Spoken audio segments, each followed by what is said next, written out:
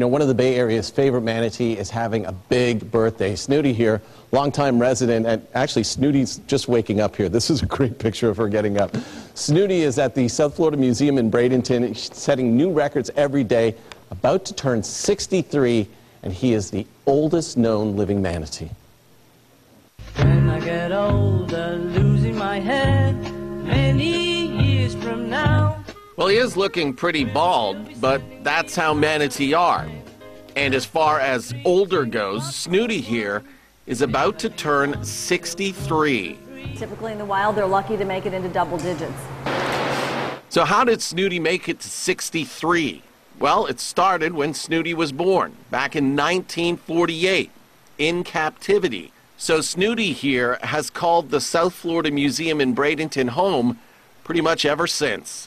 We don't know very much about older manatees because he's sort of setting the precedence right now. And that has led to some unique qualities. For one, take a look, no scars, like the other two seen here rehabbing before they're re-released back into the wild. Snooty has never been scarred by a boat's motor. Another unique quality, because he has lived his entire life in captivity. Being captive born, he was treated much the way you would treat your cat or your dog, so he's very imprinted on by people, which is why he has been classified as non-releasable. He just really wouldn't know how to take care of himself out in the wild. We believe he thinks he's a person with a tail. We don't believe that he realizes he's a manatee to begin with. He would climb into your lap if he thought he could.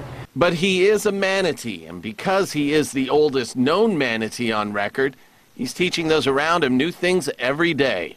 Their intelligence was sort of in question in terms of what they could learn and what they were capable of.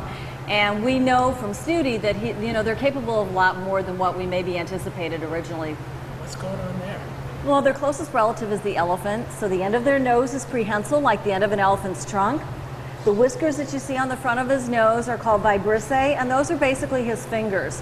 So they use those whiskers to touch and to feel because they have very poor eyesight. They're very nearsighted, and if they were people, they'd be considered legally blind.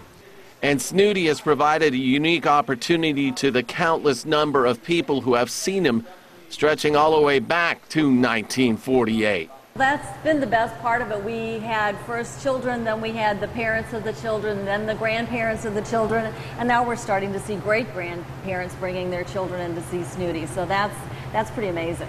And so just how many more generations will be able to say hello to Snooty? The vet is very conservative, and since elephants are their closest relative and they live into their 60s, when they're in captivity, he's saying the same thing with Snooty.